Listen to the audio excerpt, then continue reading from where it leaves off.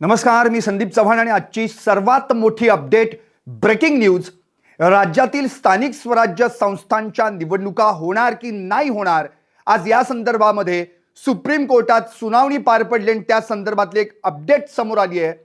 आरक्षणानं 50% मर्यादा ओलांडली आहे हे समोर आलंय। आज सुप्रीम कोर्टामध्ये सरन्यायाधीश सूर्यकांत यांच्या खंडपीठानं या संदर्भातील काही मुद्दे ऐकून घेतले आणि आजच्या सुनावणीनंतर याबाबतचा निर्णय किंवा पुढील सुनावणी येत्या 28 नोव्हेंबरला होणार असल्याचा निर्णय दिलाय।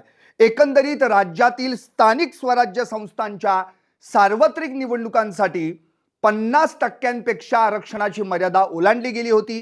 त्यानंतर या संदर्भामध्ये वाघ आणि गवळी या दोघांनी सुप्रीम कोर्टात याचिका दाखल केली होती।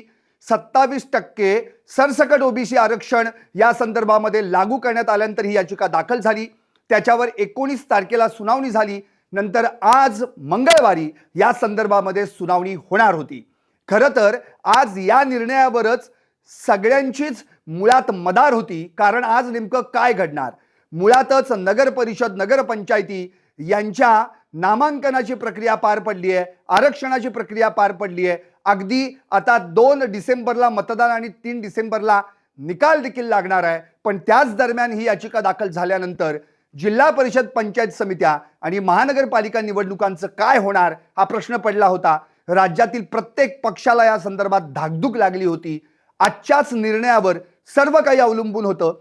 आज या ठिकाणी मुळातच राज्यातल्या स्थानिक स्वराज्य संस्थांच्या निवडणुकांसंदर्भात जी याचिका झाली त्याच्यावर सुनावणी झाली आणि यामध्ये आज solicitor general advocate Tushar Mehta यांनी या ठिकाणी आपली बाजू मांडली।